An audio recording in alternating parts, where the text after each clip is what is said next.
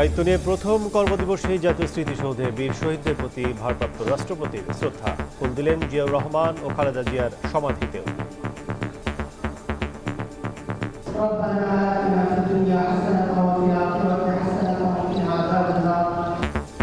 ৩ বছর পর আজ বঙ্গভবন ছেড়ে গুলশানের বাড়িতে উঠতে পারেন মোহাম্মদ শাহাবুদ্দিন। আইন অনুযায়ী সব সুযোগ সুবিধা পাবেন সদ্য বিদায়ী প্রেসিডেন্ট। যারা তার বিরুদ্ধে বক্তব্য দিচ্ছে তাদের সেটা অধিকার আছে। বিরোধী দলের পক্ষ থেকে এনসিপি এবং অন্যান্যরা তার বিরুদ্ধে কিছু অভিযোগ উত্থাপন করছে, সেটা করতে পারে, কিন্তু আমরা আমলে নেওয়ার মতো কোনো বক্তব্য ওখানে নাই। দেখছিলেন প্রধান শিরোনাম। দুপুরের সময় সঙ্গে আছি আমি কাজল আব্দুল্লাহ। এবার অন্যান্য শীর্ষ সংবাদ। সেনা সদস্যদের পদোন্নতিতে ব্যক্তিগত রাজনৈতিক বিবেচনার সুযোগ নেই বললেন প্রধানমন্ত্রী। পেশাগত দক্ষতায় গুরুত্ব আরোপ, সেনা সদর নির্বাচনী পর্ষদের উদ্বোধন। কাউন্সিলর ইকরামকে সরাসরি গুলি করেন মেজর রুহুল ও কমান্ডার আশিক। শেখ হাসিনার সহ 11 জনের বিরুদ্ধে চার্জশিট। তপ্ত রোদে ফিলিং স্টেশনে গ্যাসের জন্য ঘন্টার পর ঘন্টা অপেক্ষা। সংকটে অনেক জায়গায় বন্ধ সরবরাহ।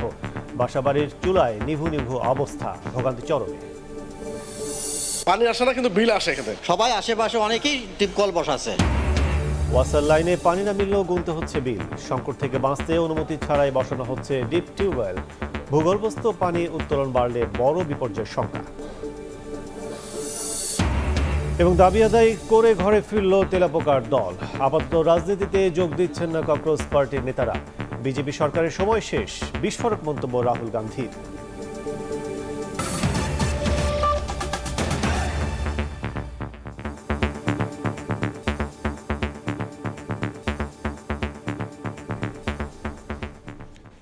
দায়িত্ব নিয়ে প্রথম কর্মদিবসেই জাতীয় স্মৃতিসৌধে মুক্তিযুদ্ধে বীর শহীদদের প্রতি শ্রদ্ধা জানালেন ভারপ্রাপ্ত রাষ্ট্রপতি হাফিজ উদ্দিন আহমদ। এ সময় সশস্ত্র বাহিনীর সদস্যদের সালাম গ্রহণ করেন তিনি। পরে বিএনপির প্রতিষ্ঠাতা শহীদ রাষ্ট্রপতি জিয়াউর রহমান ও বেগম খালেদা জিয়ার সমাধিতে ফুলেল শ্রদ্ধা জানান হাফিজ উদ্দিন। দোয়া করেন আত্মার মাগফিরাত কামনায়। আশরাফুল ইসলামের ক্যামেরায় আহমেদ সালেহিনের রিপোর্ট।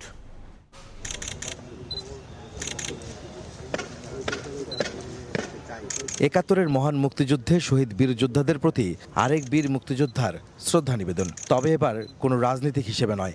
ভারপ্রাপ্ত রাষ্ট্রপতির দায়িত্ব নিয়ে সাভারের জাতীয় স্মৃতিসৌধে হাফিজ উদ্দিন আহমদ বীর বিক্রম।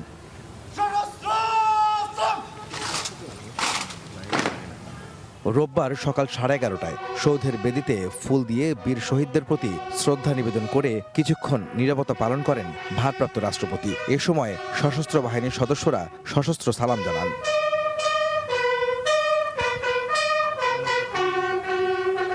রাষ্ট্রপতির শ্রদ্ধা নিবেদনের সময় সেখানে ছিলেন মুক্তিযুদ্ধ বিষয়ক মন্ত্রণালয়ের প্রতিমন্ত্রী ইশরাক হোসেন ও 3 বাহিনীর ঊর্ধ্বতন কর্মকর্তারা।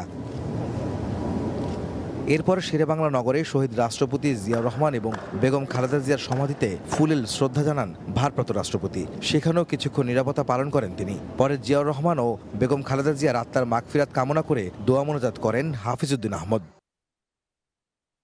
24 জুলাই অসুস্থতার কারণে পদত্যাগ করেন দেশের 22তম রাষ্ট্রপতি মোহাম্মদ শাহাবুদ্দিন। সংবিধান অনুযায়ী 90 দিনের মধ্যে সংসদ সদস্যদের মাধ্যমে নির্বাচিত হবেন নতুন রাষ্ট্রপতি। আর পরবর্তী রাষ্ট্রপতি নির্বাচিত না হওয়া পর্যন্ত সাংবিধানিকভাবে বর্তমানে ভারপ্রাপ্ত রাষ্ট্রপতির দায়িত্ব গ্রহণ করেন জাতীয় সংসদের স্পিকার হাফিজ উদ্দিন আহমদ। আহমেদ সালেহিন, সময় সংবাদ, সাভার। এদিকে বঙ্গভবন ছেড়ে আজই গুলশানের নিজ বাড়িতে উঠতে পারেন মোহাম্মদ শাহাবুদ্দিন। 3 বছর 3 মাস রাষ্ট্রপতির দায়িত্ব পালনের আগে গুলশান 1-এ গ্রিন ভিলা নামের বাড়িটিতেই পরিবার নিয়ে বসবাস করতেন তিনি। এর মধ্যে পুলিশ সহ আইন শৃঙ্খলা বাহিনীর সদস্যরা বাড়িটি পরিদর্শন করেছেন। 2023 সালের 24 এপ্রিল বাংলাদেশের 22তম রাষ্ট্রপতি হিসেবে শপথ গ্রহণ করেন মোহাম্মদ শাহাবুদ্দিন। যদিও রাষ্ট্রপতি হিসেবে তার নাম ঘোষণার সঙ্গে সঙ্গে আইনি দিক থেকে তীব্র বিতর্ক শুরু হয়। দুর্নীতি দমন কমিশনের সাবেক কমিশনার হিসেবে মোহাম্মদ শাহাবুদ্দিন সংস্থাটির বিধান অনুযায়ী রাষ্ট্রের কোনো লাভজনক পদে নিয়োগ লাভের যোগ্য নন। তার নিয়োগের বৈধতা চ্যালেঞ্জ করে হাইকোর্টে 2টি রিট দায়ের করা হয়, যা 2023 সালের মার্চে আদালত খারিজ করে দেন। প্রধান উপদেষ্টা পদে রাষ্ট্রপতি হিসেবে হিসেবে 3 বছরের বেশি সময় দায়িত্ব পালনকালে আওয়ামী লীগ অন্তর্বর্তীকালীন এবং বিএনপি সরকারের মন্ত্রিপরিষদও তার কাছে শপথ গ্রহণ করেন। ত্রয়োদশ নির্বাচন পরবর্তীতে তিনি পদে বহাল থাকবেন কিনা তা নিয়ে প্রশ্ন ও গুঞ্জন তৈরি হয়েছিল। অবশেষে বিএনপি সরকার ক্ষমতা গ্রহণের 5.5 মাস পর মোহাম্মদ শাহাবুদ্দিন তার পদত্যাগের চূড়ান্ত সিদ্ধান্ত নেন। গত 24 জুলাই আনুষ্ঠানিকভাবে স্পিকার হাফিজ উদ্দিন আহমদের কাছে পদত্যাগপত্র জমা দেন মোহাম্মদ শাহাবুদ্দিন। মেয়াদ শেষ হওয়ার 21 মাস আগেই শেষ হয় দেশের 22তম রাষ্ট্রপতির দায়িত্বভার। এদিকে দেশের 22তম রাষ্ট্রপতি মোহাম্মদ শাহাবুদ্দিন বঙ্গভবন ছেড়ে পুরনো ঠিকানা গুলশান 1-এর 123 নম্বর রোডের গ্রিন ভিলার 5ম তলায় ফিরবেন। মোহাম্মদ শাহাবুদ্দিন 3 বছর 3 মাস রাষ্ট্রপতির দায়িত্ব পালনের আগে এই ভবনেই পরিবার নিয়ে বসবাস করেছিলেন। সাবেক রাষ্ট্রপতি মোহাম্মদ শাহাবুদ্দিনের আগমনের সব প্রস্তুতি শেষ হয়েছে। রাষ্ট্রপতির নিজস্ব নিরাপত্তা বাহিনী পিজিআর, এসএসএফ, র্যাব, পুলিশ সহ আইন শৃঙ্খলা বাহিনীর সদস্যরা বাড়িটি পরিদর্শন করেছেন। নিরাপত্তা বলের মধ্যেই সাবেক রাষ্ট্রপতি মোহাম্মদ শাহাবুদ্দিন নিজ বাসভবনে। মুরসালিন হক জুনায়েদ, সময় সংবাদ, ঢাকা। সাবেক রাষ্ট্রপতি হিসেবে মোহাম্মদ শাহাবুদ্দিন আইন অনুযায়ী সব সুযোগ সুবিধা পাবেন বলে জানিয়েছেন স্বরাষ্ট্রমন্ত্রী। তিনি বিধিবিধান অনুযায়ী দায়িত্ব পালন করেছেন জানিয়ে স্বরাষ্ট্রমন্ত্রী বলেন, কেউ কেউ সাবেক রাষ্ট্রপতির বিরুদ্ধে অভিযোগ তুলে বিচারের দাবি জানালেও এগুলো আমলে নেয়ার মতো নয়। অসুস্থতার কারণ দেখিয়ে শুক্রবার রাষ্ট্রপতির পদ থেকে পদত্যাগ করেন মোহাম্মদ শাহাবুদ্দিন। তার পদত্যাগের পরপরই বিভিন্ন রাজনৈতিক দল, বিশেষ করে বিরোধী দলগুলোর পক্ষ থেকে গ্রেপ্তার করে বিচারের আওতায় আনার দাবি তোলা হয়। চিকিৎসার জন্য বিদেশে গিয়ে তিনি শেখ হাসিনার সঙ্গে টেলিফোনে কথা বলেছেন বলে অভিযোগ তোলে বিভিন্ন সংগঠন। রোববার সচিবালয়ে পুলিশ সদস্যদের পুরস্কার, সনদ ও আর্থিক সম্মাননী প্রধান অনুষ্ঠানে এ বিষয়ে সাংবাদিকদের প্রশ্নের জবাব দেন স্বরাষ্ট্রমন্ত্রী সালাউদ্দিন আহমদ। এক প্রশ্নের জবাবে স্বরাষ্ট্রমন্ত্রী বলেন, সদ্য পদত্যাগ করা রাষ্ট্রপতি অন্তর্বর্তী সরকারের পুরো সময় সাংবিধানিকভাবে দায়িত্ব পালন করেছেন। বর্তমান সরকারও পেয়েছে রাষ্ট্রপতির সহযোগিতা। তার বিরুদ্ধে অভিযোগ তুলে কেউ কেউ ব্যবস্থা নেওয়ার দাবি জানালেও বিষয়টি আমলে নেওয়ার মতো নয় বলে মন্তব্য করেন মন্ত্রী। সংবিধান অনুসারে তিনি প্রিভিলেজড এবং ইমিউনিটি আছে তার। ফৌজদারি অপরাধ ইত্যাদির বিষয়ে কোনো আদালতে মামলা করা যায় না। এর বহির্ভূত কোনো সময়ে যদি কোনো বক্তব্য কেউ দিয়ে থাকে, সেটা তাদের স্বাধীনতা আছে, দিতে পারবে। তবে আমরা আমলে নেওয়ার মতো কোনো বিষয় এখানে দেখিনি। আরেক প্রশ্নের জবাবে স্বরাষ্ট্রমন্ত্রী জানান, সাবেক রাষ্ট্রপতি হিসেবে মোহাম্মদ শাহাবুদ্দিন আইন অনুযায়ী সব সুযোগ সুবিধা পাবেন। সাবেক রাষ্ট্রপতি হিসাবে তিনি আইন অনুযায়ী যা সুযোগ পাবেন সেটা অবশ্যই পাবেন, এবং তার প্রোটেকশনের জন্য এসএসএফ, পিজিআর সহ এটা 6 মাসের একটা বিধান আছে, সেটা 6 মাসের তিনি তাদের সুযোগ পাবেন, মানে প্রোটেকশনের সুযোগ পাবেন। এদিকে শুক্রবার মতিঝিল এলাকায় বোমা পাওয়ার সঙ্গে উল্টো রথযাত্রা অনুষ্ঠানে নাশকতার কোনো সম্পর্ক নেই জানিয়ে বলেন, বোমা পাওয়ার ঘটনা নিয়ে তদন্ত চলছে।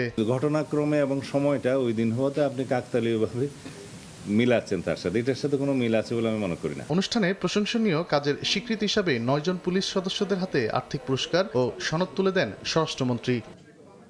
তানভীর হাসান মেঘ, সময় সংবাদ, ঢাকা। 24-এর গণ অভ্যুত্থান ও পরবর্তী সংকটময় মুহূর্তে সেনাবাহিনীর দায়িত্বশীল ভূমিকার প্রশংসা করেছেন প্রধানমন্ত্রী তারেক রহমান। সময়ের চাহিদা অনুযায়ী আধুনিক প্রযুক্তি নির্ভর সেনাবাহিনী গড়ে তুলতে সরকার বদ্ধপরিকর বলেও জানিয়েছেন তিনি।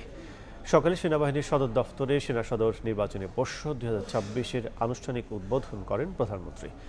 সেনা সদস্যদের পদোন্নতির জন্য রাজনৈতিক মতাদর্শ ও ব্যক্তিগত পছন্দ অপছন্দের ঊর্ধ্বে থেকে পেশাগত দক্ষতা, নেতৃত্বের গুণ, শৃঙ্খলা ও আনুগত্যের ওপর গুরুত্ব আরোপ করতে নির্বাচনী পর্ষদের সদস্যদের নির্দেশনা প্রদান করেন তিনি।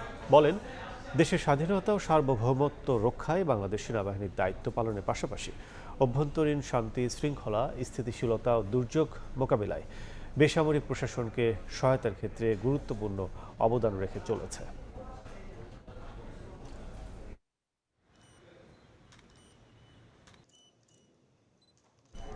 মানবতা বিরোধী অপরাধে এবার টেকনাফের কাউন্সিলর ইকরাম হত্যা মামলার আসামি হলেন শেখ হাসিনা। চিফ প্রসিকিউটর জানান, 2018 সালে কথিত বন্দুকযুদ্ধের নামে পরিকল্পিতভাবে হত্যা করা হয় ইকরামকে। বলেন, ইকরামকে সরাসরি গুলি করেন 2 সেনা কর্মকর্তা। অন্যদিকে 24 জুলাই সাভারে এপিসি থেকে ফেলে ইয়ামিনকে হত্যার ঘটনায় সাবেক এমপি সাইফুল সহ অনুজনের বিরুদ্ধে অভিযোগ আমলে নিয়েছেন ট্রাইব্যুনাল। 6 বছর আগের সেই রাতে ওপার থেকে আসা ছোট মেয়ের অবুঝ আকুতি আর একরামুল হকের কান্নার আওয়াজ স্তব্ধ করে দিয়েছিল পুরো দেশকে। র্যাবের কথিত বন্দুকযুদ্ধের অন্তরালে রচিত হয়েছিল এক নির্মম মৃত্যুর মহড়া। তার সাক্ষী হয়ে আছে একটি কল রেকর্ড।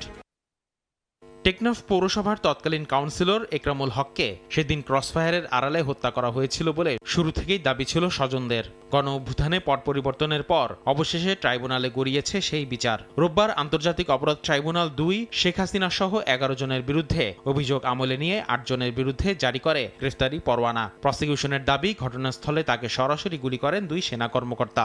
এই বদির পরিকল্পনায় এই ঘটনাটা ঘটেছিল, কারণ এই একরাম ছিল তার প্রতিপক্ষ।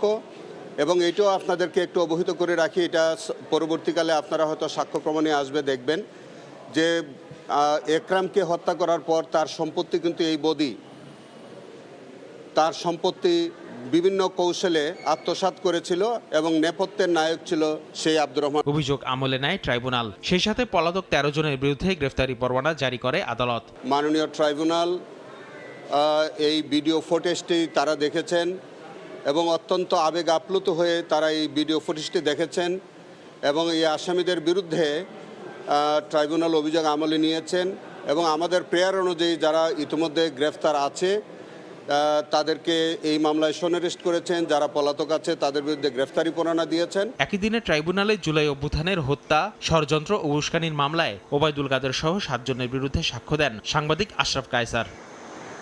আসিফ মোহাম্মদ সিয়াম, সময় সংবাদ, ঢাকা। গত 15 বছরে দেশের অর্থনীতি ধ্বংস হয়ে গেছে উল্লেখ করে বিএনপি মহাসচিব ও স্থানীয় সরকার মন্ত্রী মির্জা ফখরুল ইসলাম আলমগীর বলেছেন, প্রধানমন্ত্রী তারেক রহমানের নেতৃত্বে দেশ পুনর্নির্মাণ করা হচ্ছে। দুপুরে শেরেবাংলা কৃষি বিশ্ববিদ্যালয়ের শিক্ষার্থীদের নবীন বরণ অনুষ্ঠানে তিনি বলেন, ছাত্রদের আত্মত্যাগের কারণে দেশ গঠনের যে সুযোগ তৈরি হয়েছে তা কাজে লাগাতে হবে। এ সময় প্রধানমন্ত্রী তারেক রহমানকে সহযোগিতার আহ্বান জানান তিনি। ফখরুল বলেন, দেশে 4 কোটি বেকারত্ব রাতারাতি শেষ করা যাবে না। জানান, সরকার ক্রিয়েটিভ ইকোনমির কথা ভাবছেন, যেখানে সবার কর্মসংস্থান হবে।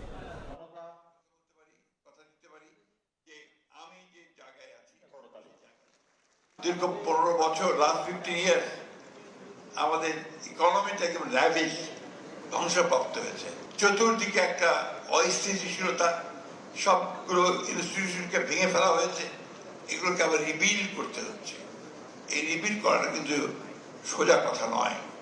এটা করার জন্যে যে পরিমাণ দৃঢ়তা দরকার, যে পরিমাণ সাহস দরকার, যে পরিমাণ প্রজ্ঞা দরকার, ভিশন দরকার, সেটা আমাদের নেতার আছে বলে আমরা মনে করি। মালদ্বীপের প্রেসিডেন্টের সঙ্গে সৌজন্য সাক্ষাৎ করেছেন পররাষ্ট্রমন্ত্রী ডক্টর খলিলুর রহমান। শনিবার বিকেলে মালদ্বীপের 61তম স্বাধীনতা দিবসের অনুষ্ঠানে যোগ দিতে দেশটির রাজধানী মালেতে পৌঁছান পররাষ্ট্রমন্ত্রী ডক্টর খলিলুর রহমান। এরপর দেশটির রাষ্ট্রপতির কার্যালয়ে মালদ্বীপের রাষ্ট্রপতি ডক্টর মোহাম্মদ মইচুর সঙ্গে সৌজন্য সাক্ষাৎ করেন তিনি। এ সময় দুদেশের পারস্পরিক স্বার্থে সহযোগিতার মাধ্যমে সম্পর্ক আরও জোরদারের প্রতি গুরুত্ব আরোপ করেন তিনি। এছাড়া মালদ্বীপে বাংলাদেশি শ্রমিক ও পেশাজীবীদের কর্মসংস্থান ব্যবস্থায় সন্তোষ প্রকাশ করেন পররাষ্ট্রমন্ত্রী। সন্ধ্যায় ডক্টর খলিলুর রহমান এক কূটনৈতিক সংযোগ অনুষ্ঠানে যোগ দেন। সেখানে তিনি মালদ্বীপে নিযুক্ত বিভিন্ন দেশের রাষ্ট্রদূত, আন্তর্জাতিক সংস্থার প্রতিনিধি এবং দেশটির জ্যেষ্ঠ মন্ত্রীদের সঙ্গে মতবিনিময় করেন।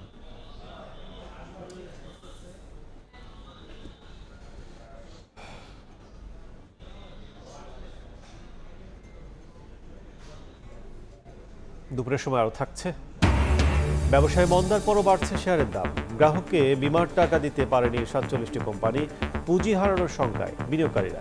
কার্যক্রম বন্ধের হুঁশিয়ারি বিএসইসি।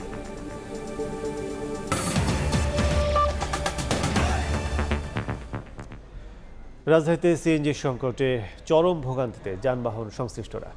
ঘন্টার পর ঘন্টা অপেক্ষা করেও মিলছে না চাহিদা মতো গ্যাস। সংকটে অনেক জায়গায় বন্ধ সরবরাহ। যানবাহনের ওপর যাদের জীবিকা নির্ভরশীল তারা রয়েছেন সবচেয়ে দুশ্চিন্তায়।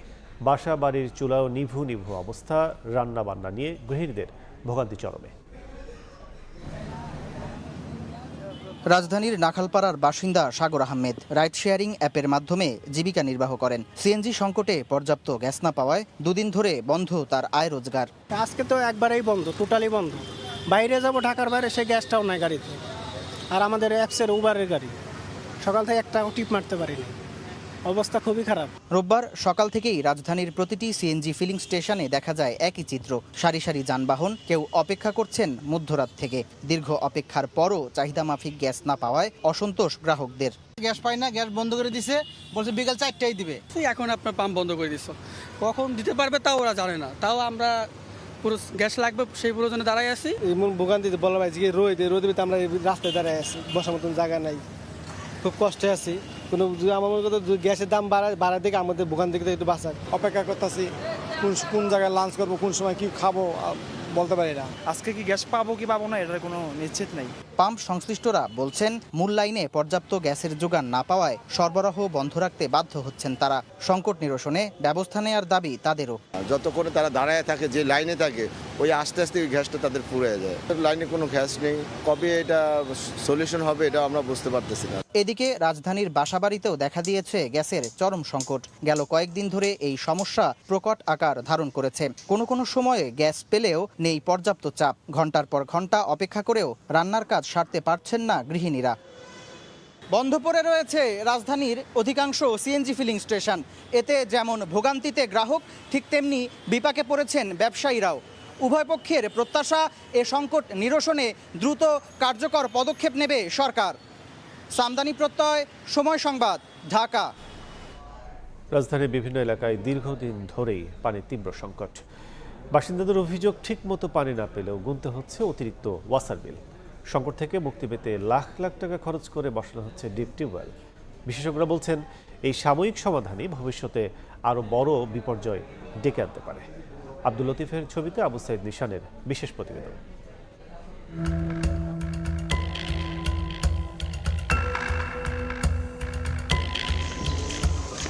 ওয়াসার লাইনে নেই পর্যাপ্ত পানি। অনেক এলাকায় ঘন্টার পর ঘন্টা অপেক্ষা করেও মিলছে না এক বালতিও। বাধ্য হয়ে কোথাও যৌথ উদ্যোগে, কোথাও ব্যক্তিগত অর্থায়নে বসানো হচ্ছে ডিপ টিউবওয়েল। স্থানীয়দের দাবি, একটি ডিপ টিউবওয়েল বসাতে খরচ হচ্ছে 8 থেকে 10 লাখ টাকা। পানির সমস্যার কারণেই বাধ্য হয়ে আমরা এই ডিপ টিউবওয়েল বসাইছি।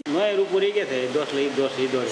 আশেপাশে সবার সমস্যা, সবাই আশেপাশে অনেকেই টিপকল বসাছে। সময় সংবাদের অনুসন্ধানে উঠে আসে মিরপুরের কাজীপাড়া, শেওড়াপাড়ায় বেশ কিছু গভীর নলকূপের সন্ধান। তবে অনেক ক্ষেত্রেই অনুমতি ছাড়াই এসব গভীর নলকূপ বসানোর অভিযোগ রয়েছে। বিশেষজ্ঞরা বলছেন, সংকটের মূল কারণ দূর না করে একের পর এক ডিপ টিউবওয়েল বসানো হলে ভূগর্ভস্থ পানির স্তর আরও নিচে নেমে যাবে। এতে ভবিষ্যতে পানির সংকটের পাশাপাশি নগর অবকাঠামো ঝুঁকিতে পড়তে পারে। ডিপ টিউবওয়েলগুলোও কিন্তু ওয়াসার উদ্যোগে হচ্ছে, আবার বেসরকারি উদ্যোগেও হচ্ছে। যে কোনো জায়গায় যাতে ডিপ টিউবওয়েল না করতে পারে সেটা নিয়ন্ত্রণ করতে হবে। সবচেয়ে ভালো হয় যদি ঢাকা ওয়াসাই তাদের ম্যানেজমেন্টের মাধ্যমে সেটা করে, কোনো ব্যক্তি মালিকানায় কোনো ডিপ টিউবওয়েলের অনুমতি না দেয়। যে এলাকায় বেশি এলোমেলোভাবে যত্রতত্র ডিপ টিউবওয়েল হবে, সেই এলাকায় যদি ভূমিকম্পর অন্য কোনো দুর্যোগ হয়, সেই এলাকায় আপনার ক্ষয়ক্ষতিও বেশি হবে। তবে ঢাকা ওয়াসার ব্যবস্থাপনা পরিচালক বলছেন, পানি সরবরাহ স্বাভাবিক করতে বিভিন্ন এলাকায় উন্নয়ন কাজ চলছে এবং নিয়মের বাইরে ডিপ টিউবওয়েল বসানো হলে ব্যবস্থা নেওয়া হবে বলেও জানান তিনি। আমরা ডিপ টিউবওয়েলের সঙ্গে সাংঘাতিকভাবে কমে নিয়ে আসবো আগামীতে। প্রচলিত নিয়ম এবং আইন অনুযায়ী ওয়াসার অনুমতি ছাড়া কোনো ব্যক্তি বা প্রতিষ্ঠান ডিপ টিউবওয়েল বসাতে পারবে না। আমাদের দামি পাইপ, এই পাইপগুলো ওরা রাতের অন্ধকারে বিভিন্ন কৌশলে লিক করে, সিদ্ধ করে যখন পাইপ বসায়, একসময় যখন ওটা আবার লুজ হয়ে যায়, গিয়ে দেখি যে বাজে পাইপ লাইনের সাথে এটার কানেকশন হয়ে গেছে, কন্টামিনেশনটা। এই কারণে পানির অবস্থা, এবং এটার উপর অনেক কাজ হয়েছে ইতিমধ্যে। আমার ধারণা আর এই পর্যন্ত থাকবে না আগামীতে। এদিকে লাইনে পানি না এলেও মাস শেষে দিতে হচ্ছে পুরো ওয়াসার বিল। পানি আসে না, কিন্তু বিল আসে এখানে। পানির বিল এক মাসে 20,838 টাকা হয় কেমন? যেই এলাকায় এবং যে বিল্ডিংয়ে এক মাসে পানি আসেনি, সেখানেই কিন্তু পানির বিল দেখা যাচ্ছে 20,838 টাকা। একদিকে পানি সংকট, অন্যদিকে অতিরিক্ত বিল। সেই সংকট সামাল দিতে বসানো হচ্ছে নতুন নতুন ডিপ টিউবওয়েল। তবে বিশেষজ্ঞদের মতে, স্থায়ী সমাধান না করে এভাবে ভূগর্ভস্থ পানি উত্তোলন বাড়তে থাকলে ভবিষ্যতে সংকট আরও গভীর হতে পারে। তীব্র পানির সংকটে এলাকার বাসিন্দারা বসাচ্ছেন ডিপ টিউবওয়েল, অথচ এসব ডিপ টিউবওয়েল নীরবে তৈরি করছে ভবনের ঝুঁকি। কেননা ঢাকা শহরে এসব ডিপ টিউবওয়েল যদি দিনকে দিন বাড়তে থাকে, তাহলে ইতোমধ্যে ভূমিকম্পে ঝুঁকিপূর্ণ ঢাকা আরও বেশি ঝুঁকিপূর্ণ হয়ে পড়বে। তাই ওয়াসার উচিত অতি দ্রুত এই পানির সংকটকে সমাধান করা। আবু সাইদ নিশান, সময় সংবাদ, ঢাকা। শরীরের লালচে ফ্যাকাশে বর্ণ, দুর্বলতা, ডায়রিয়া, শরীর ব্যথা নিয়ে হাসপাতালে ভর্তি হচ্ছেন ডেঙ্গু রোগীরা। ডেঙ্গুর তৃতীয় চতুর্থ ধরনের রোগীর শুকে যাওয়ার সম্ভাবনা বাড়ে, প্লাটিলেট কমতে থাকে। এতে বিকল হতে পারে কিডনি, ফুসফুস সহ অন্যান্য অঙ্গ। তাই বেশি জ্বর হলে অবহেলা না করার পরামর্শ চিকিৎসকদের। ডেঙ্গুর পরে লাল হয়েছে। 16 বছরের নূরে আলমের 2 হাত হয়ে গেছে লালচে ফ্যাকাশে, সারা শরীরে তীব্র ব্যথা, চুলকানি। পরীক্ষায় ধরা পড়েছে তার ডেঙ্গু। পুরো শরীর লাল হয়ে গেছে আর কি, এই জন্য চুলকাচ্ছে সারা শরীর। বর্ষা মৌসুম শুরু হতেই হাসপাতালে বেড়েছে ডেঙ্গু রোগী। তবে গত বছরে এ সময় ডেঙ্গুতে ভর্তি রোগীর সংখ্যা 18,000 ছাড়ালেও এবছর তা 12,000-এর ঘরে। দুর্বলতা, ডায়রিয়া, শরীর ব্যথা নিয়ে হাসপাতালে আসছেন রোগীরা। পেট ব্যথা, শরীর ব্যথা, মাথা ব্যথা, পিঠ আর মাথা ব্যথা, তারপর আর কি ডেঙ্গু টেস্ট করাই, তারপর পজিটিভ ধরা পড়ে। ডেঙ্গুর 4টি ধরন আছে। তৃতীয় ও চতুর্থ ধরনে শারীরিক জটিলতা বেশি থাকে। এ সময় রোগীর শকে যাওয়ার সম্ভাবনা থাকে। এ ধরনের রোগীদের জ্বর হওয়ার প্রথম 2 দিনের মধ্যে সিবিসি ও ডেঙ্গু NS1 টেস্ট করিয়ে নেয়ার পরামর্শ দেন চিকিৎসকরা। শকে বেশি যায়, প্লেটলেট কমে, মাল্টি অর্গান ফেলিউর বেশি হয়। আর সেই ক্ষেত্রে যেহেতু আমাদের আগে অনেকবার ডেঙ্গু হয়ে গেছে, অনেক রোগীর কিন্তু second time, third time dengue হবে, কারণ ডেঙ্গুর 4টা স্ট্রেইন আছে বা প্রজাতি আছে। এই জন্য একটা মানুষ 4বার পর্যন্ত ডেঙ্গু হতে পারে। ডেঙ্গু রোগীদের প্লাটিলেট কমলে শরীরে লাল র্যাশ বাড়ে। এতে সরকারি গাইডলাইন মেনে চিকিৎসা নেওয়া ও শরীরে ফ্লুইডের ভারসাম্য ঠিক রাখতে বেশি গুরুত্ব দেওয়া হয়। প্লেটলেট যত বেশি কমতে থাকবে, এই র্যাশের সংখ্যা তত বেশি বাড়তে থাকবে। চিকিৎসার যে বিভিন্ন ওষুধ, তার মধ্যে মূলত হচ্ছে ফ্লুইড ম্যানেজমেন্ট, এটা একটা ভাইটাল বিষয়। তো ফ্লুইড ম্যানেজমেন্ট সুনির্দিষ্ট গাইডলাইন অনুযায়ী, বয়স ভেদে, রোগীর সিভিয়ারিটি অনুযায়ী ন্যাশনাল গাইডলাইন অনুসরণ করে অ্যাপ্লাই করতে পারলে রোগী সুস্থ হয়ে যায়। ডেঙ্গু মোকাবেলায় সঠিক চিকিৎসার পাশাপাশি রোগ প্রতিরোধে প্রয়োজন জনসচেতনতা। আয়েশা সিদ্দিক, সামিয়া, সময় সংবাদ, ঢাকা। দুপুরের সময় আরও থাকছে।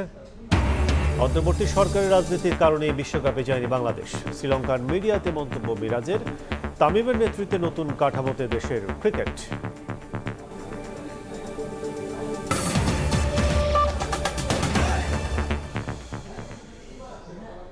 7 কলেজের শিক্ষার্থীদের ঢাকা সেন্ট্রাল ইউনিভার্সিটিতে একাডেমিক মাইগ্রেশনের বিষয়ে ইতিবাচকভাবে বিবেচনা করছে শিক্ষা মন্ত্রণালয়। দুপুরে ঢাকা কলেজে মতবিনিময় সভায় শিক্ষার্থীদের বিভিন্ন দাবি ও উদ্বেগের কথা শোনেন ঢাকা সেন্ট্রাল ইউনিভার্সিটির ভাইস চ্যান্সেলর অধ্যাপক নুরুল ইসলাম। শিক্ষার্থীদের আশ্বস্ত করে তিনি বলেন, সব দাবি সংশ্লিষ্ট দফতরে পৌঁছে দেওয়া হবে। কর্তৃপক্ষ বলছে, শিক্ষার্থীদের একাডেমিক ধারাবাহিকতা বজায় রাখতে ইতোমধ্যে প্রয়োজনীয় প্রস্তুতি নেওয়া হয়েছে। শীঘ্রই প্রকাশ করা হবে সুস্পষ্ট রোডম্যাপ। আজকে ইনস্ট্যান্ট আমরা সমাধান দিচ্ছি না, উভয় পক্ষের কথা শুনে আমরা মন্ত্রণালয়ে যাব, কারণ আপনাদের নিয়োগ হচ্ছে শিক্ষা মন্ত্রণালয়। যেহেতু আপনাদের বক্তব্য আমি সমাধান করতে পারবো না, আপনাদের বক্তব্য অটোমেটিক্যালি গভর্নমেন্টের নির্দিষ্ট দপ্তর, অধিদপ্তর, মন্ত্রণালয়ের সাথে কথা বলতে হবে। দ্যাটস ওয়াই আপনি আপনার কথা বলুন। শিক্ষার্থী যারা কথা বলবে, তোমাদের দাবির কথাগুলো বলো, কোন জায়গায় কি আছে, সাথে সাথে তোমরা পরামর্শগুলো বলো যে এই দাবিটা এইভাবে আছে। এটা আইনের ব্যাখ্যা আমরা এখানে দিব না। এখন আইনের ব্যাখ্যা দেওয়ার জন্য আমাদেরকে আইনগত যারা ব্যাখ্যা প্রদান করেন, সরকারের সুনির্দিষ্ট যে সংস্থা রয়েছে, দপ্তর রয়েছে, সেখান থেকে আমরা ব্যাখ্যা নেব। ফটিকছড়ি উত্তর উপজেলার সদর দফতর যৌক্তিক স্থানে স্থাপনের দাবিতে চট্টগ্রামে 48 ঘন্টার হরতাল অবরোধ চলছে। বন্ধ রয়েছে ঢাকা, খাগড়াছড়ি ও বাড়িয়ারহাট ফটিকছড়ি সড়কে যান চলাচল। সকাল থেকে বিভিন্ন স্থানে টায়ার চালিয়ে সড়ক অবরোধ এবং বিক্ষোভ মিছিল ও প্রতিবাদ কর্মসূচি করে ফটিকছড়ি উত্তর উপজেলা বাস্তবায়ন পরিষদ। নারায়ণহাট, দাঁতমারা ও বাগানবাজার সহ বেশ কিছু এলাকার দোকান বন্ধ রেখেছেন ব্যবসায়ীরা। এতে দুর্ভোগে পড়েছেন স্থানীয়রা। তবে শিক্ষা প্রতিষ্ঠান, ফার্মেসি ও ক্লিনিক খোলা রয়েছে। এদিকে যে কোনো ধরনের অপ্রীতিকর ঘটনা এড়াতে তৎপর রয়েছে আইনশৃঙ্খলা বাহিনী। এর আগে সদ্য ঘোষিত ফটিকছড়ি উত্তর উপজেলার সদর দফতর সুবিধাজনক স্থানে না করে আগের মৌজায় স্থাপনের গেজেট প্রকাশ করায় 22 জুলাই হরতাল ও অবরোধের ডাক দেয়া হয়। চট্টগ্রামে মাদক কারবারে নুরুল ইসলাম প্রকাশ ইরান গণপিটুনিতে নিহত হয়েছেন। সীতাকুণ্ডের পশ্চিম ভাটের খেল এলাকায় এই ঘটনা ঘটে। পুলিশ জানায়, নিহত ইরান এলাকায় দীর্ঘদিন ধরে মাদক ব্যবসা করে আসছিলেন। 20 জুলাই রাতে ইয়াবা হারিয়ে যাওয়ার অজুহাতে নাইম নামের এক যুবককে তুলে নিয়ে নির্যাতন চালায়। শুক্রবার হাসপাতালে চিকিৎসাধীন অবস্থায় তার মৃত্যু হয়। এরই জেরে বিক্ষুব্ধ জনতা ইরান ও তার সহযোগীদের ওপর চড়াও হয়। এক সহযোগীকে দেয় গণপিটুনি, পরে ঘরে ইরান আত্মগোপনে আছে খবর পেয়ে শত শত মানুষ তাকে ঘিরে ফেলে। এক পর্যায়ে তাকে ধরে গণপিটুনি ও বাড়িতে আগুন দেয় বিক্ষুব্ধ জনতা। পরে পুলিশ ইরানের মরদেহ উদ্ধার করে। একজনকে পাবলিক ধরে গণপিটুনি দিচ্ছিল, তারপরে চলে আসছে আমরা তাকে উদ্ধার করতে। তাকে উদ্ধার করে হাসপাতালে ভর্তি করেছি। আমরা চলে আসার পরে ওই এলাকায় ঢুকছে, জনগণ বিক্ষুব্ধ ছিল, হয়তো তা মারপিট করে ফেলে রাখতে পারে। পরে সময় আমরা গেছি, যাদিকে লাশ পড়ে আছে।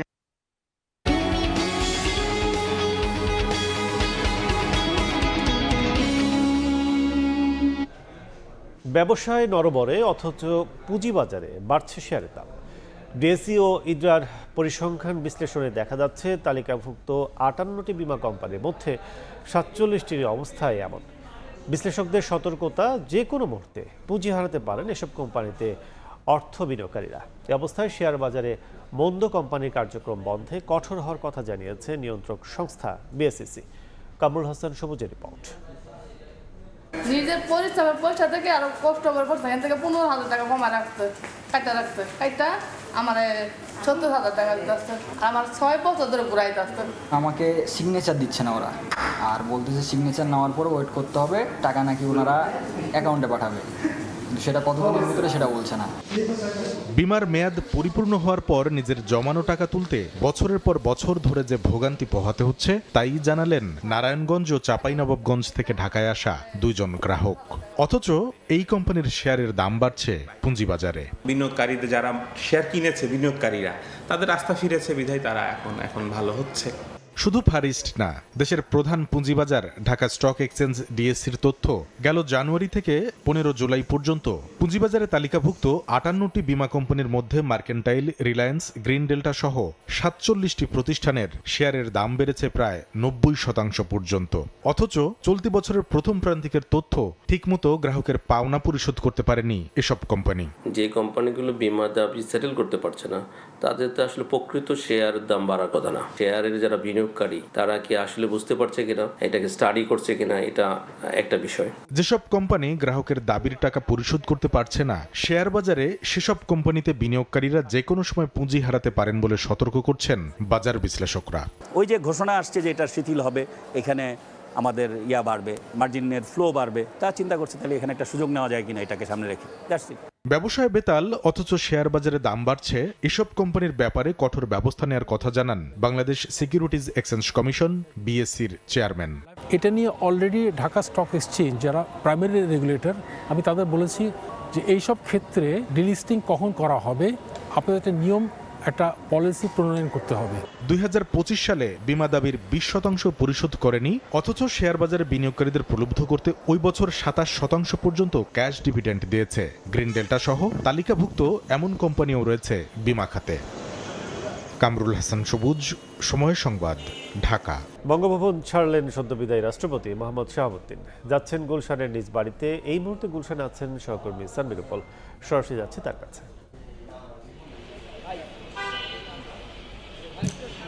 রাষ্ট্রপতি মোহাম্মদ শাহাবুদ্দিন কিছুক্ষণ আগে বঙ্গভবন ত্যাগ করেছেন এবং আনুষ্ঠানিকভাবে বঙ্গভবন ত্যাগ করার পরে তিনি গুলশানের উদ্দেশ্যে রওনা দিয়েছেন এবং আমরা গুলশানের তার গ্রিন ভিলা যে বাসভবনটি আছে এর 5ম তলায় তিনি এখানে এসে থাকবেন এবং আগে 3 মাস আগে তিনি এখানেই তার পরিবার পরিজন নিয়ে থাকতেন এবং সেখানেই তিনি আবার এসে উঠবেন এবং এর মধ্যে সকাল থেকে এই পুরো বাড়িটিকে ঘিরে একটি নিরাপত্তা বলয় গড়ে তোলা হয়েছে এবং তার ব্যক্তিগত নিরাপত্তা বাহিনী ছাড়াও পুলিশ, র্যাব এবং গোয়েন্দা বাহিনীর সদস্যরা তারা সবাই এই ভবনটি পরিদর্শন করেছেন এবং বারবার নিরাপত্তা নিশ্চিত করেছেন এবং পুরো প্রস্তুত এখন সাবেক রাষ্ট্রপতি মোহাম্মদ শাহাবুদ্দিনের এই বাড়িটি তাকে বরণ করে নেওয়ার জন্য। এবং এই বাড়িতে যারা থাকেন তাদেরকে আমরা বাইরে বের হতে দেখিনি এবং ভেতরেও বাইরের কোনো লোকজন, আইনশৃঙ্খলা বাহিনীর সদস্য তাদের ছাড়া প্রবেশ করতে দেখিনি। ফলে পুরো জায়গাটি আইন শৃঙ্খলা বাহিনীর সদস্য তারাই আসলে নিয়ন্ত্রণ করছেন এবং তার নিরাপত্তার জন্য এবং 3 বছর 3 মাসের এই সময়কাল তিনি অতিবাহিত করেছেন বঙ্গভবনে এবং বঙ্গভবনের সব স্মৃতি বিজড়িত পিছনে ফেলে তিনি আবার তার পুরনো সেই বাসভবনে এসে পৌঁছাবেন। 123 নম্বরের এই বাড়িটির এক পাশে তার ছেলের একটি ফ্ল্যাট রয়েছে এবং আরেক পাশে তার নিজের একটি ফ্ল্যাট রয়েছে এবং সেই ফ্ল্যাটেই তিনি এবং তার স্ত্রী থাকতেন এবং আরেক পাশে তার একমাত্র ছেলে তিনি থাকতেন এবং সেখানেই তিনি এসে উঠবেন। এবং বলে রাখা ভালো যে 22তম রাষ্ট্রপতি মোহাম্মদ শাহাবুদ্দিন তিনি 2023 সালের 24 এপ্রিল তিনি শপথ গ্রহণ করেছিলেন এবং তারপর থেকে এখনো পর্যন্ত তিনি গত 24 জুলাই তিনি তার পদত্যাগপত্র দিয়েছেন এবং পদত্যাগপত্র স্পিকারের কাছে জমা দেওয়ার পর থেকে তিনি তার রাষ্ট্রপতি পদটি হারান এবং তারপর নানান রকমের আলোচনা সমালোচনা চলছে। পরবর্তীতে তার শারীরিক অসুস্থতার যে কারণ সেজন্য তিনি কি দেশ ত্যাগ করবেন কিনা নাকি দেশেই চিকিৎসা নেবেন সেটিও এখনও পর্যন্ত নিশ্চিত নয়। তবে বেশ আরও কিছু তর্ক বিতর্ক আলোচনা সমালোচনা বেশ সরগরম রাষ্ট্রপতিকে কেন্দ্র করে এবং আরও একটি বিষয় আছে সেটি হচ্ছে কি পরবর্তীতে কে হতে যাচ্ছেন পরবর্তী রাষ্ট্রপতি সেই বিষয়গুলো নিয়েও বেশ গুঞ্জন শোনা যাচ্ছে। তো সব মিলিয়ে গুলশানের এই বাসভবনটিকে ঘিরেই এখন সবার দৃষ্টি এবং সবার চোখ এবং গণমাধ্যম কর্মীরাও সকাল থেকে অবস্থান করছে এই 123 নম্বর রোডের এই 41 নম্বর বাসাটিকে ঘিরে।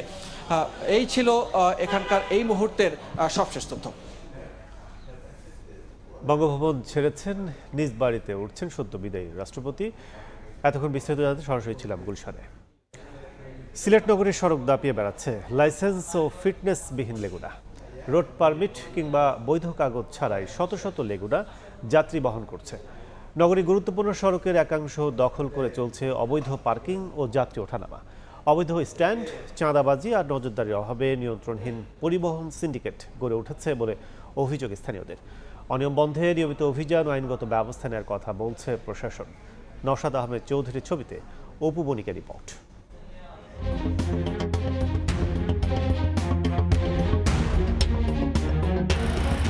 সিলেট নগরীর জেল রোড থেকে উসমানী উদ্যান রাস্তার একাংশ দখল করে বছরের পর বছর সারিবদ্ধভাবে দাঁড়িয়ে থাকে লেগুনা। যাত্রী তোলার প্রতিযোগিতায় যানজট নিত্যদিনের সঙ্গী।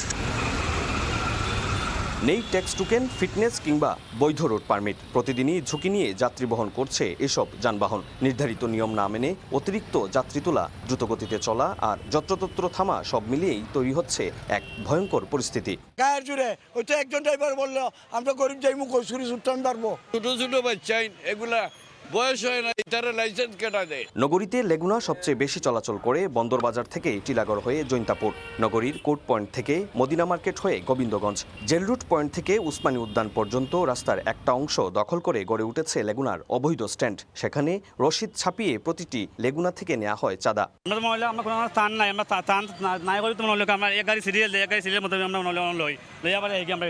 সময়ের অনুসন্ধানে উঠে আসে নগরীর court point, jail route, Bateshwar Bazar, পীরের বাজার, টিলাগড় পয়েন্টে গাড়ি পার্কিং নিষিদ্ধ করে চলছে এই রমরমা চাঁদাবাজি।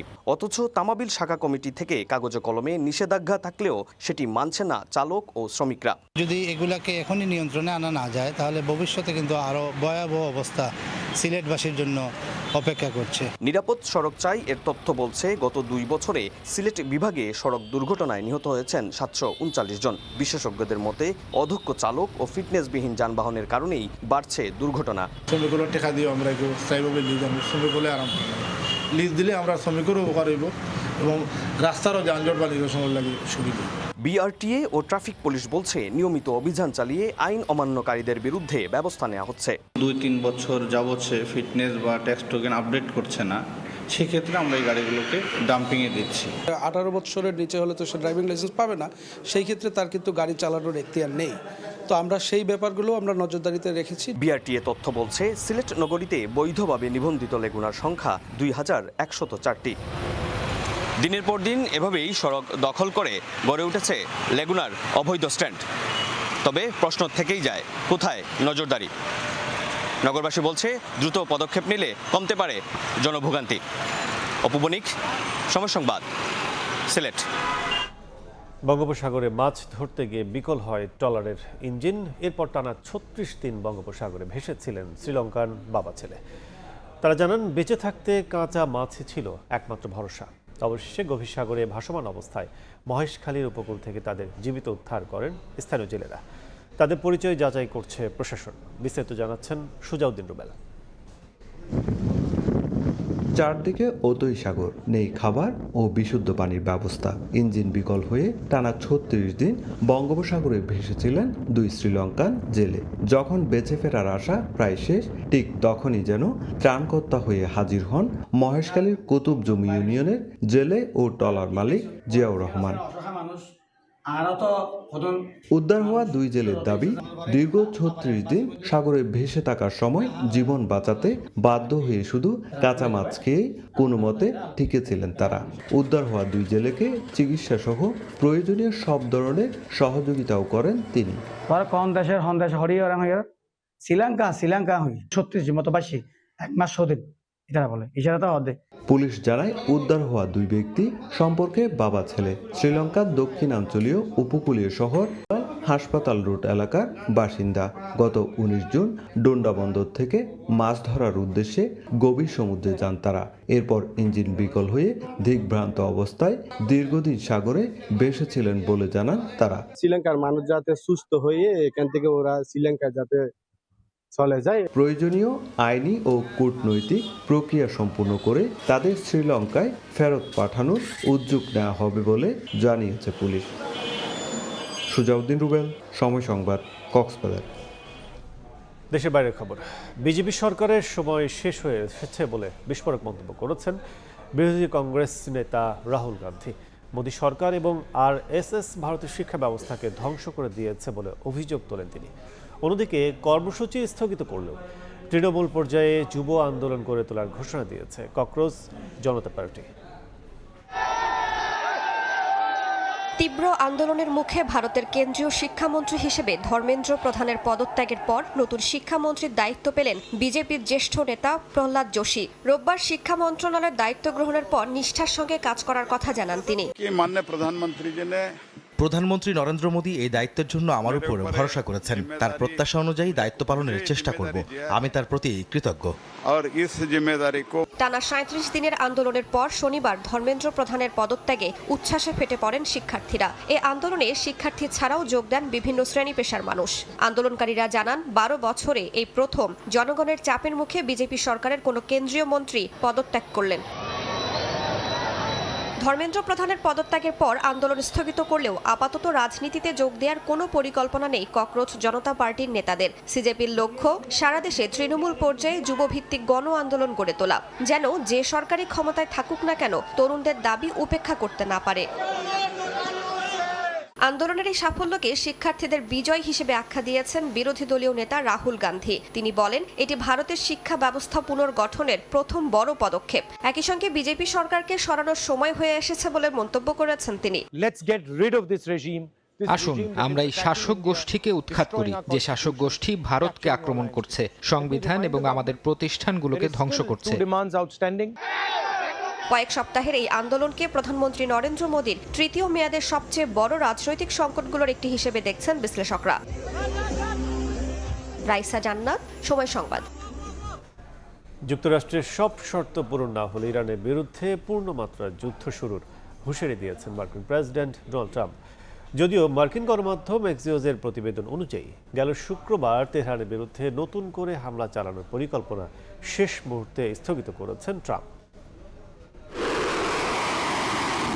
দিন দিন আরও জটিল হচ্ছে ইরান যুক্তরাষ্ট্র যুদ্ধের সমীকরণ। একের পর এক যুদ্ধ বন্ধের চুক্তি হলেও থামছে না এই সংঘাত। ফরাসি সংবাদ মাধ্যম এলসিআইকে দেয়া সাক্ষাৎকারে মার্কিন প্রেসিডেন্ট ডোনাল্ড ট্রাম্প বলেন, যুক্তরাষ্ট্র যা চায় তার শতভাগ অর্জিত না হলে ইরানের বিরুদ্ধে আবারও পূর্ণমাত্রা যুদ্ধ শুরুর বিষয়টি তিনি গুরুত্বের সঙ্গে বিবেচনা করছেন। তবে মার্কিন গণমাধ্যম এক্সিওসের এক প্রতিবেদনে বলা হয়েছে, ওমানের মধ্যস্থতায় তেহরানের সঙ্গে আলোচনায় অগ্রগতির কারণে গেল শুক্রবার ইরানে নতুন হামলা চালানোর পরিকল্পনা শেষ মুহূর্তে স্থগিত করেন ট্রাম্প। যদিও প্রয়োজনে খুব অল্প সময়ের নোটিসেই আবারও হামলা শুরু করা সম্ভব বলে প্রস্তুত রয়েছে মার্কিন সামরিক বাহিনী। এদিকে গেল 15 দিনের পাল্টা হামলায় মার্কিন যুদ্ধবিমান, ড্রোন, প্যাট্রিয়ট ক্ষেপণাস্ত্র প্রতিরক্ষা ব্যবস্থা, রাডার ও বিভিন্ন সামরিক স্থাপনা ধ্বংসের দাবি করেছে ইরানের ইসলামী বিপ্লবী গার্ড বাহিনী IRGC। একই সময় নিউ ইয়র্ক পোস্টের এক প্রতিবেদনে বলা হয়েছে, ইরানের সুরক্ষিত পারমাণবিক স্থাপনা থেকে সমৃদ্ধ ইউরেনিয়াম জব্দে বিশেষ সামরিক অভিযান চালানোর বিকল্প বিবেচনা করছে ওয়াশিংটন। এরই মধ্যে ব্রিটিশ সংবাদপত্র দ্য টেলিগ্রাফ দাবি করেছে, ব্রিটেনে অবস্থানরত অপারেটিভদের প্রয়োজনে সক্রিয় করে ব্রিটিশ স্বার্থে হামলা চালাতে পারে ইরান। অন্যদিকে ইরানের এক আইন প্রণেতার অভিযোগ, হরমুজ প্রণালী ও পারমাণবিক স্থাপনা নিয়ে উত্তেজনা তৈরি করে যুক্তরাষ্ট্র হয়তো ইরানি কর্মকর্তাদের বিরুদ্ধে নতুন হত্যাকাণ্ডের পরিকল্পনা করছে। যদিও তার মন্তব্য, শেষ পর্যন্ত আলোচনার মাধ্যমেই এই সংকটের সমাধান হবে। অন্যদিকে ইয়েমেনকে ঘিরেও কূটনৈতিক ও সামরিক তৎপরতা বেড়েছে। সৌদি আরব ও ইয়েমেনের মধ্যে উত্তেজনা নিরসনে সংলাপের আহ্বান জানিয়েছে ইরান। ওমানে সৌদি প্রতিনিধি দলের সঙ্গে বৈঠক করেছেন হাউথি মুখপাত্র মোহাম্মদ আব্দুস সালাম। মালিহা সুহরওয়ার্দী, সময় সংবাদ। খেলার খবর। ভারতের মাটিতে টি-20 বিশ্বকাপ না খেলা ছিল রাজনৈতিক বিষয়। সকল ক্রিকেটাররা অপেক্ষায় ছিলেন মেগা আসরের। শ্রীলঙ্কার মিডিয়াকে দেয়া এক সাক্ষাৎকারে এ মন্তব্য করেছেন বাংলাদেশের ওয়ানডে অধিনায়ক মেহেদী হাসান মিরাজ। তবে এখন তামিম ইকবালের হাত ধরে দেশের ক্রিকেট নতুন করে একটি কাঠামোতে আসতে যাচ্ছে বলেও জানান মিরাজ। সস্তা জনপ্রিয়তার উদ্দেশ্যে গেল অন্তর্বর্তী সরকার ক্রিকেটারদের স্বপ্নের বলি দিয়ে সিদ্ধান্ত নেয় গেল টি-20 বিশ্বকাপ খেলতে না যাওয়ার। তৎকালীন ক্রীড়া উপদেষ্টা আসিফ নজরুল ক্রিকেটার ও টিম ম্যানেজমেন্টের সঙ্গে আলোচনা করে এই সিদ্ধান্ত নেওয়ার দাবি করলেও পরবর্তীতে মুখ খোলেন ক্রিকেটাররা। আসিফ নজরুলকে মিথ্যাবাদী আখ্যা দেন কোচ মোহাম্মদ সালাউদ্দিন। একজন ক্রিকেটারের ক্যারিয়ার লালিত স্বপ্ন বিশ্ব মঞ্চে দেশকে প্রতিনিধিত্ব করা। স্কোয়াডে এমন ক্রিকেটার ছিলেন যারা প্রথমবার সুযোগ পেয়েছিলেন বিশ্বকাপে। খেলতে যেতে না পেরে মানসিকভাবেও ভেঙে পড়েছিলেন অনেকে। যে ঘটনা দেশের ক্রিকেট ইতিহাসে থাকবে কালো অধ্যায় হয়ে।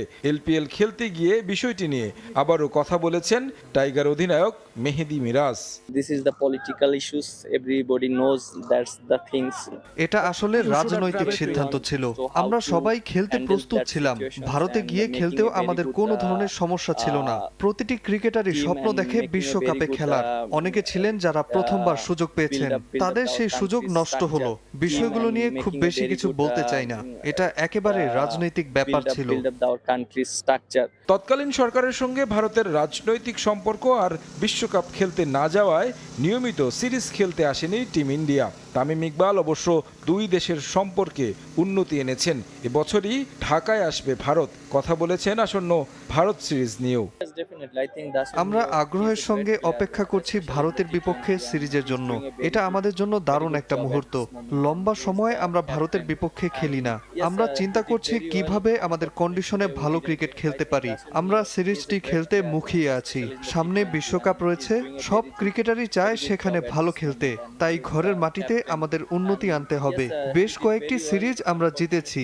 একই সঙ্গে আমরা পারফরম্যান্সের ধারাবাহিকতা ধরে রাখতে চাই। দেশের হয়ে সবচেয়ে বেশি রানের মালিক তামিম ইকবালের হাতে দেশের ক্রিকেটের নেতৃত্ব। তার অধীনে নতুন কাঠামো পাচ্ছে ঘরোয়া ক্রিকেট, যার প্রশংসা করলেন মিরাজ। তামিম ইকবাল লম্বা সময় ক্রিকেট খেলেছেন। তিনি জানেন কিভাবে দেশের ক্রিকেটকে এগিয়ে নিতে হবে। নতুন একটি কাঠামো দাঁড় করাচ্ছেন নতুন এই সভাপতি, যার সুফল দেশের ক্রিকেট পাবে বলে আশা করি। তামিম ইকবালের ক্রিকেটার ফার্স্ট নীতিরও প্রশংসা করেন মিরাজ। তারেক হাসান শিমুল, সময় সংবাদ। এ পর্যায়ে শীর্ষ সংবাদগুলো জানিয়ে দিচ্ছে আরেকবার।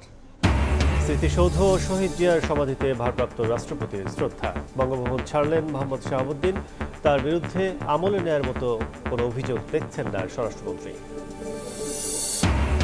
কাউন্সিলর একরামকে সরাসরি গুলি করেন মেজর রুহুল ও কমান্ডার আশিক।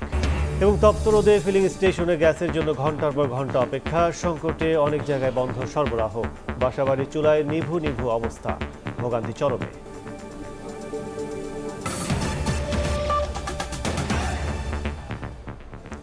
এই ছিল দুপুরের সময়। এরপর বিভাগীয় সময় নিয়ে সঙ্গে থাকবেন ইমদাদুল হক। কাজল, আপনাকে ধন্যবাদ। বিভাগীয় সময় নিয়ে আসছি কিছুক্ষণ পর, সঙ্গে থাকুন সময়।